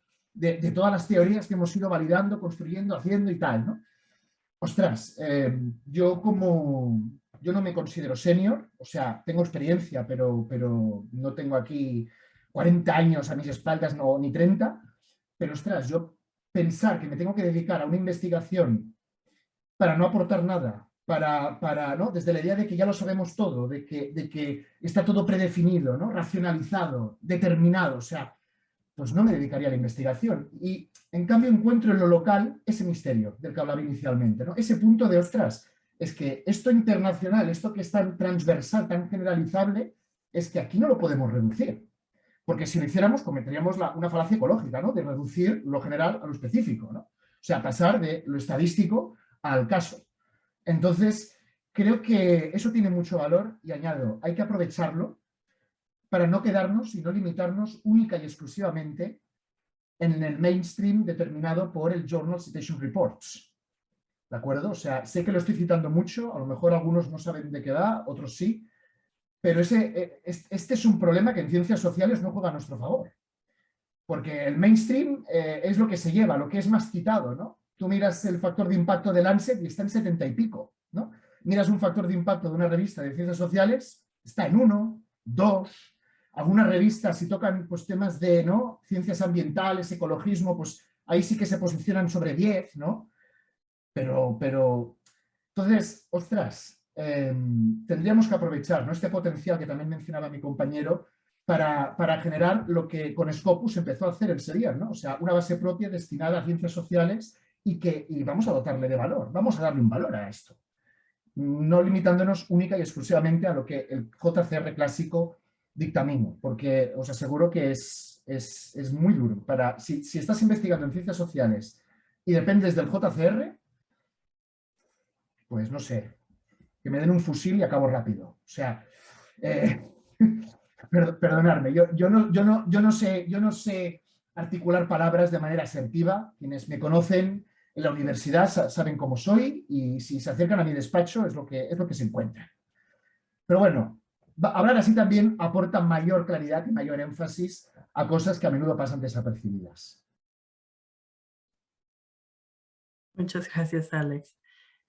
Tiago, no sé si quieres Yo solo aportar algo. añadir, yo creo que ha habido aportaciones muy buenas. Desde mi perspectiva, bueno, yo creo que lo principal problema que llevamos, yo diría, para ti, por ejemplo, Carla, que estás en Leiden, creo que lo sentirás como yo aquí en Florencia, es que hablamos de Holanda, Alemania, Francia o Reino Unido o Estados Unidos. Ya, claro, es válido y no hay que justificarlo, pero tienes siempre que justificar un montón si quieres ir al sur de Europa, a África y tal, porque vivimos todavía en este mundo que es súper eurocentrado o americanizado centrado, donde todo lo que pasa en este pequeño grupo de países es la realidad universal y todo lo que pasa fuera de este grupo de países es como algo excéntrico y tiene que justificarlo como si fuera algo, bueno, aquí tengo el caso de, no sé, de Marruecos porque es súper excéntrico y tal, y va a vender bien porque a la gente ahora le gusta y tal. Y bueno, claro, yo creo que ese en tema de ciencias sociales y humanas un súper problema, porque la gente no tiene, hablamos de una super minoría del mundo como si fuera todo el mundo. Y es algo que nos dará mucho más que hacer, que es mirar a todo el mundo y comprender que ni todo el mundo es igual, pero que sí, que hace falta de estudiarlo y además buscar un poco salir de estos preconceptos que tenemos sobre mundos desarrollados, de mundos no desarrollados y tal, porque de otra forma estaremos haciendo una ciencia que es como endogámica, así que estamos estudiando nosotros sobre nosotros y hablando sobre nosotros y luego alguien nos va a leer en algún lugar. Y yo creo que esto no nos sirve y posiblemente se podrá justificar que hace 40 años los medios de comunicación, los medios de transporte no lo permitían, que hubiera este contacto, pero hoy ya no hay por qué de que no haya un intercambio casi total entre la gente de todas las partes. Y por lo tanto, claro, hay que impulsar la investigación. Además que nosotros, yo creo, bueno, estando en una universidad que se llama europea, la gente no tiene ni idea de lo que pasa afuera de Europa. Es como una caja negra y vive centrado en su propia realidad sin tener en cuenta que en otros países puede ser igual o mejor todavía y no avanzamos. Y así no avanzamos como humanidad, digamos. Muchas gracias, Tiago.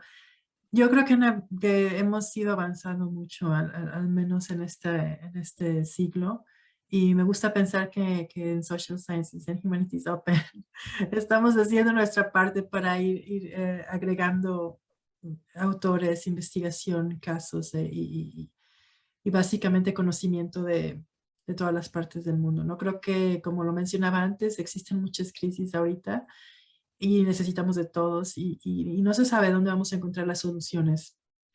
Entonces es bueno tener un poco de una perspectiva abierta y también darse cuenta de que existe valor en donde quiera que te encuentres, existe valor. Es simplemente encontrar la manera de, de investigar, de publicar, de hablar al respecto, de que la gente se informe. No es básicamente lo que hacemos.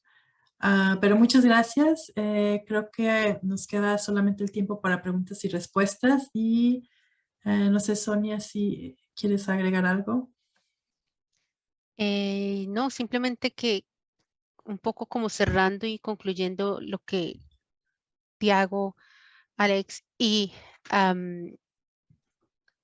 Vicente han dicho, de cierta manera es como reiterar la invitación que hemos hecho el día de hoy o que estamos haciendo el día de hoy para participar desde donde estamos y de la manera que podamos, ¿no? Alex le mencionó en un momento que él ha sido revisor y él con esa experiencia, digamos que ha aprendido también un poco el ver y revisar y digamos, añadir, ha enriquecido, digamos, su proceso como tal. Y creo que es un poco también parte de lo que Vicente y Tiago decían en cuanto a, es parte del proceso, hay que involucrarse, hay que hacerlo para que empecemos a ser partícipes en todas las partes del proceso y que se vea esa participación, que no simplemente sean los del norte con los europeos con los europeos y los, sabes, los estadounidenses y demás. Vamos a las preguntas, ¿te parece?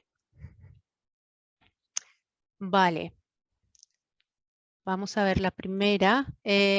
Alex, creo que tú la querías responder. La voy a leer. En relación a publicaciones, ¿cuánto tiempo consideran prudente que un investigador espere para saber si le van a publicar o no su producción?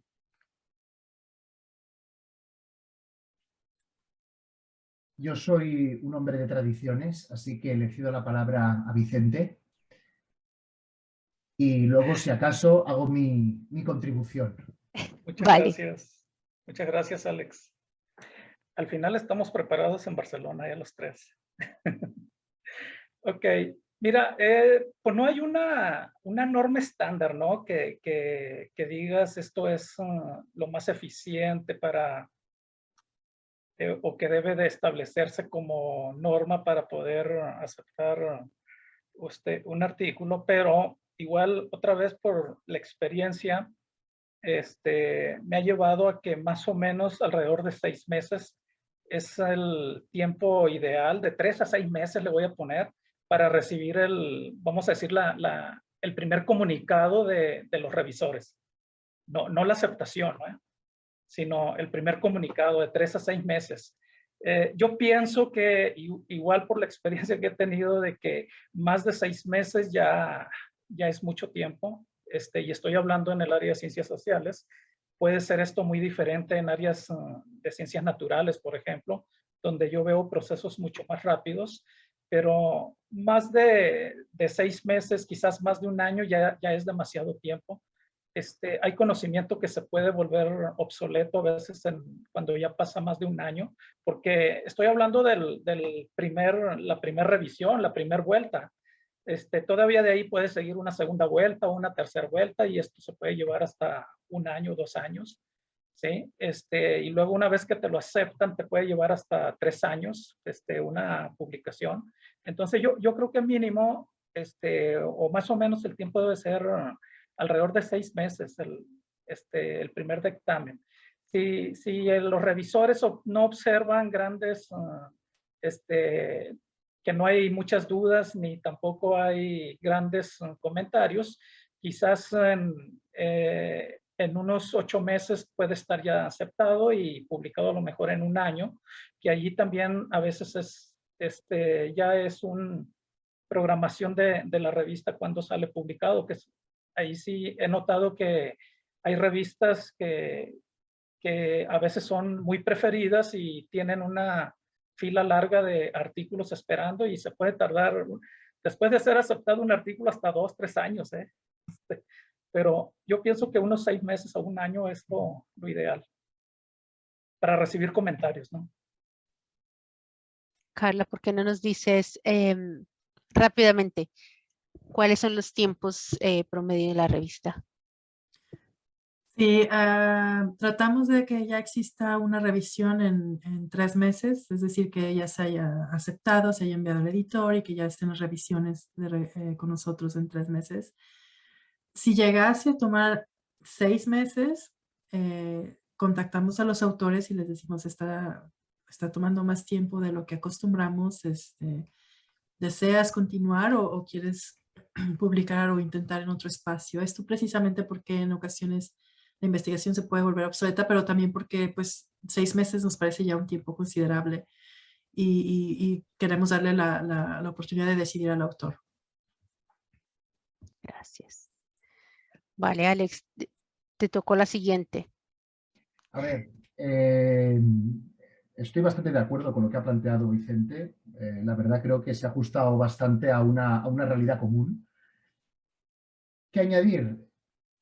Añadir, sobre todo los que están empezando, que no tengan reparos en preguntar a la revista y al editor de la revista cuál es el estatus de su manuscrito, ¿no? Si hay una demora que se extiende más allá de unos meses que no procede, no pasa nada. Se le bombardea al editor con correos y se le consulta y se le pide información. ¿Por qué os digo esto?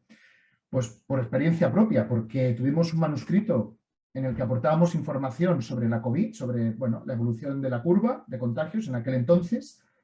Lo tuvimos 1 año under review para que luego el editor nos acabara diciendo que no había encontrado ningún revisor, ¿no? Entonces, claro, eso nadie te lo explica, ¿no? Dices, o sea, el under review no es que hayáis encontrado un revisor y que se lo estén revisando, ¿no? El under review es que estáis buscando posibles revisores, ¿no? Entonces, hay una falta de transparencia que de verdad nos dé miedo a preguntar. O sea, yo soy muy pesado. A mí hay editores que me tienen en alguna lista negra por ser pesado, pero no me arrepiento de ser pesado y lo voy a seguir siendo. Así que, Carla, discúlpame.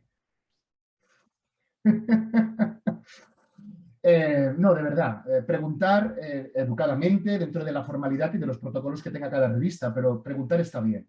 Que a veces he escuchado directores de tesis o profesores, no preguntes que generarás aquí un conflicto innecesario. Bueno, o no. O sea, a veces las personas nos equivocamos y los editores también son personas, ¿no? Y recuerdo también el caso de un editor que se equivocó con uno de mis manuscritos y le dio, ¿no?, a decisión en proceso y se quedó así 6 meses. Decisión en proceso. ¿En proceso de qué? Pues no sé, de vegetar, pero de otra cosa. O sea, entonces, hablando se entiende la gente. Y preguntando, pues puedes obtener una respuesta. Quizá no es la que buscas, no es la que quieres, pero será una respuesta que te permitirá avanzar. Gracias. Tiago, ¿algo que Bueno, agregar? No, yo creo que mis compañeros ya lo han dicho todo, Lo han ¿no? cubierto todo, vale, no hay problema. Em, ¿Se conoce el porcentaje de revistas predatorias que existan a nivel mundial? Voy a contestar yo esa pregunta. No, en corto, no. Revistas predatorias nacen por lo menos una cada mes. Entonces es muy difícil hacer el seguimiento y, digamos, tener como em, un listado como tal. Hay revistas que sí están como en listas negras, digámoslas así, llamémoslas así. Y esas revistas sí se pueden encontrar. Cambian, difieren de país a país, de institución a institución, entonces es difícil, dependiendo de dónde se esté ubicado también. Es necesario como hacer esa búsqueda. Pero en corto, no, y varía muy rápidamente. Entonces, siguiente pregunta. ¿Qué recomendaciones tienen en relación a la cover letter al momento de enviar el manuscrito? ¿Qué recomendaciones tienen en cuanto a los memos sobre incorporación de correcciones cuando recibimos sugerencias de los editores? Quizás por... Vicente. Perdón. No, decía que por cuestiones de tiempos quizá una persona responde una y otra la otra. Sí, Me Y ya parece está. bien. Si Vale. quieres respondo. Sí. Bueno, no sé. Pues una cover letter yo creo que es muy importante para algunas revistas porque es como un atajo, ¿no? Antes de leer el artículo completo, pues es necesario retroalimentarse de por qué razones se presenta ese trabajo o por qué se considera que puede ser relevante para la revista. Entonces, para los editores es muy importante porque quieren publicar artículos que reúnan una gran audiencia, supongo, y no hay tiempo para leer cada artículo completo. Y entonces en una cover letter, pues generalmente ya se da la información más concreta o se forma una idea del impacto o el nivel de diseminación o divulgación que va a tener el artículo. Y entonces yo pienso que pues, es importante para expresar eso, ¿no? En la cover letter. Antes de que el artículo sea enviado a la revisión por pares. Además, es información que muchas veces el editor ya utiliza para saber si conviene o enviarlo a revisión o ya desde ahí decirle al autor, a lo mejor el ámbito, tu artículo está muy bueno, pero el ámbito que maneja no es propiamente el que busca o el que tiene como objetivo la revista. Entonces, ya no pierde tiempo ni la revista ni el autor, ¿no? Pienso que por ahí puede ir.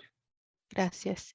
Alex, ¿te parece contestarle la segunda parte de la pregunta en cuanto a los memos sobre incorporación de correcciones cuando recibimos sugerencias de los revisores? O sea, me dejáis lo difícil y lo delicado para mí. Está bien, está bien. No, os lo aprecio. Si quieres, igual respondo, ¿eh? No pasa nada. No, a ver,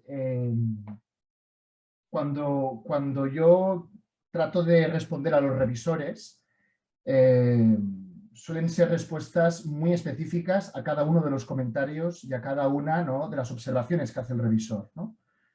Entonces, normalmente, y te hablo desde mi experiencia, que no tiene por qué ser ni la única, ni la válida, o sea, simplemente mi experiencia. Se hace una cover letter general, ¿no?, explicando más o menos qué has introducido, qué no, si te has encontrado con alguna dificultad, y luego sí que es cierto que pasas a responder comentario a comentario, ¿no?, todo lo que dicen los revisores, incluso aquello que no se pueda solucionar o no sea una corrección en sí misma, porque a veces los revisores se toman la libertad de reflexionar sobre lo que has hecho y no esperan una solución directa a lo que están reflexionando, ¿no? Pero bueno, incluso a eso, pues algo habría que mencionar, ¿no? Entonces, hay dos estilos principalmente, o al menos yo lo identifico así. Hay un estilo más conservador, ¿de acuerdo? Un estilo más conservador que consiste en ser más sumiso, más obediente con lo que diga el revisor, más, digamos, permeable, ¿no? Y un estilo más resistente, ¿no? Y creo que aquí trazar la frontera o ese punto de inflexión es complicado, porque del mismo modo que pueden haber revisiones muy buenas y los revisores se lo trabajan bien y tratan incluso de ser hasta pedagógicos con los autores, ¿no? También te encuentras con todo lo contrario. Hay revisiones que son un desastre y que se extralimitan en las competencias, ¿no?, del propio revisor. Y entonces yo creo que es importante el poder consultar con alguien dónde plantarse, ¿no? Dónde decir, pues mira, esto sí y lo vamos a hacer así. Esto no, porque no es viable y lo vamos a justificar de esta otra forma, ¿no? Tener a alguien al lado con más experiencia o, bueno, que sea un punto de apoyo. Un punto de apoyo para discernir exactamente cuándo obedecemos y es un sí, como una catedral, y cuándo no. Y tenemos que decirle al revisor, oiga, que se está usted equivocando. O sea, porque me ha pasado también. O sea, muchas veces el revisor, pues volvemos a lo mismo. Somos personas y nos equivocamos todos. Entonces, el que pueda fluir, ¿no? De algún modo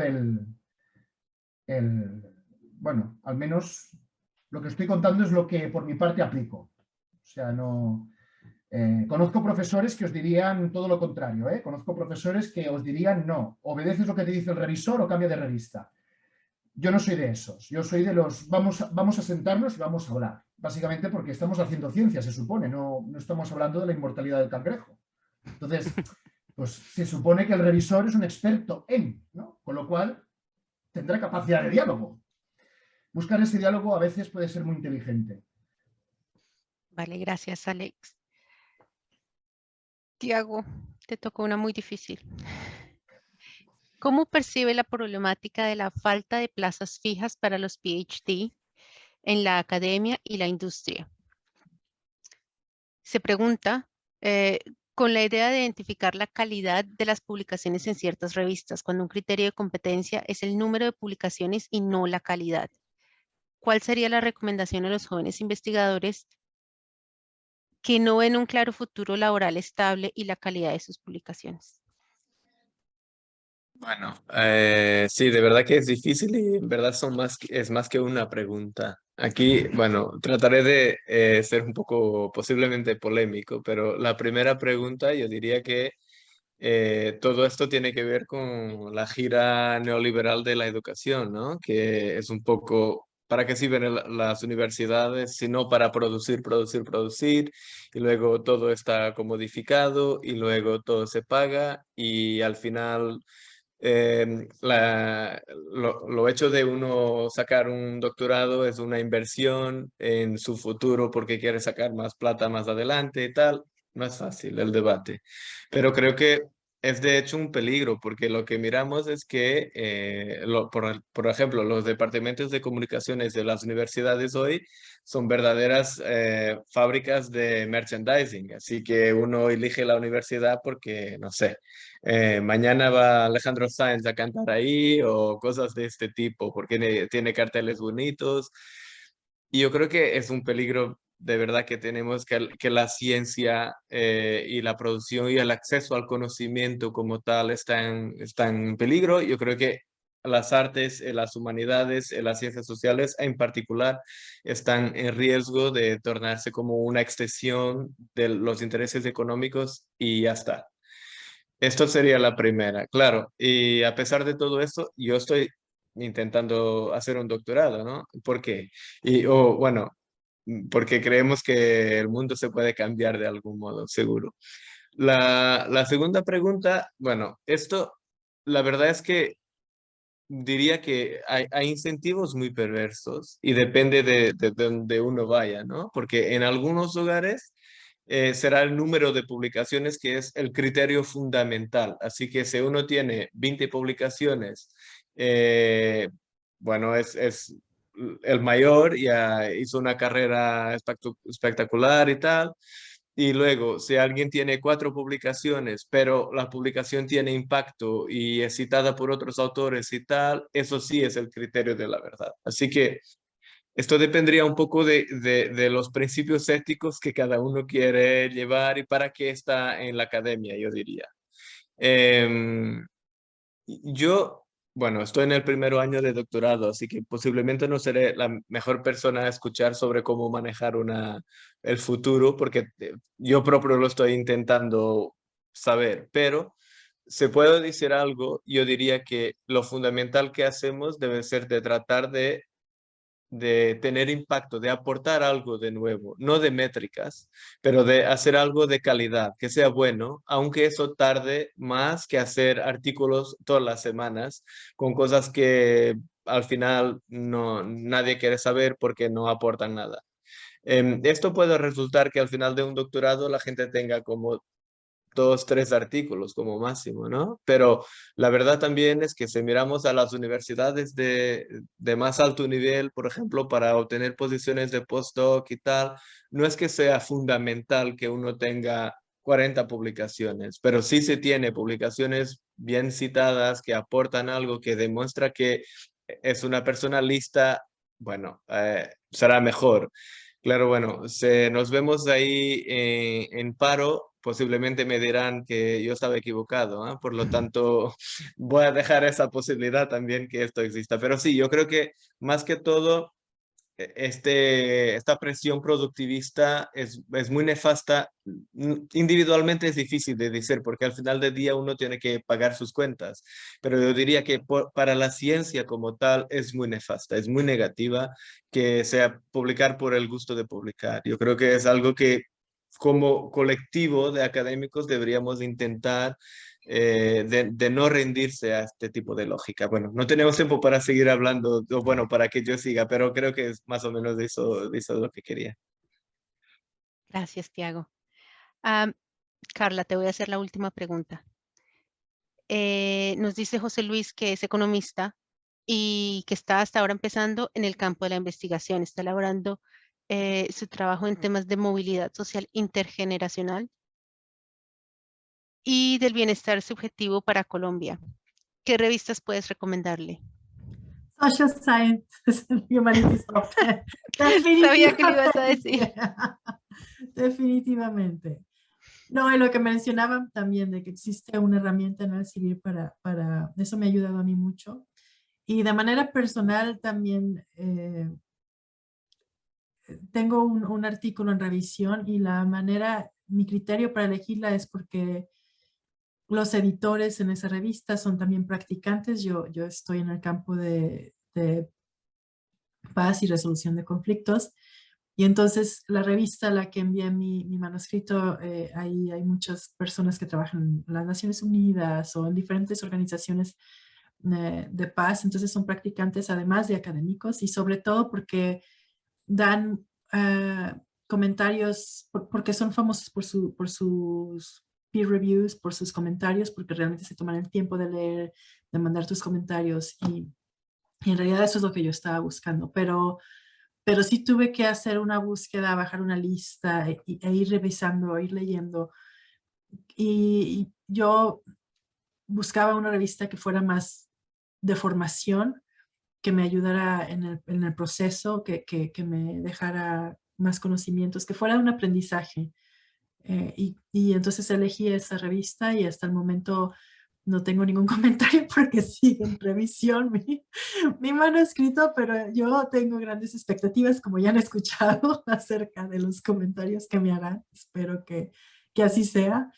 Pero precisamente porque estoy también, ¿no? en ese baile, por decir, es por lo que tomo muy en serio cada autor y cada persona que trata de publicar, ¿no? Yo pienso que es importante, como decía, incluir más voces, más regiones y conectar el norte con el sur, el este con el oeste y básicamente, como decía una amiga, cantar todos Kumbaya, ¿no? Pero Vale, muchas gracias, Carla. Vicente, Alex, Tiago, gracias, enormes gracias por el día de hoy, por toda la visión que normalmente nosotros, por ejemplo, como publicistas o editores, casa pública, lo que sea, no siempre tenemos, ¿no? Entonces es muy interesante para mí personalmente y estoy segura que para todos los asistentes escuchar sus opiniones y experiencias. Muchas gracias. Y muchas gracias a todos por el tiempo y por sus consejos y comentarios. Muchas gracias. Gracias. Muchas gracias a todos. Encantado Gracias. Muchas de la gracias. invitación. Sí, Ha sido un placer. y de parte de toda Latinoamérica, estas son unas sesiones que abrimos precisamente para esto.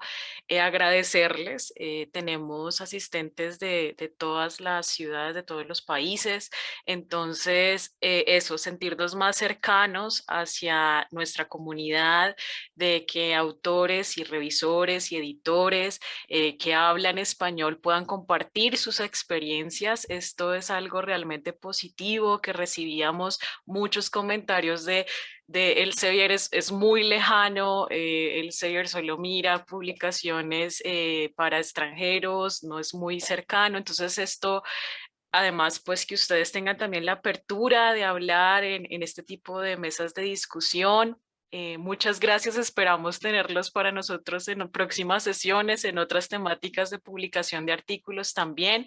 Y si quisieran, pues, no sé, preguntarles a los asistentes, también acercan de sus comentarios en otros aspectos, pues siéntanse también ustedes libres de acercarse a nosotros y hacer estos contactos y estas interacciones para crecer en el networking. Eso es como lo que nosotros también queremos desde la región y pues con esta iniciativa.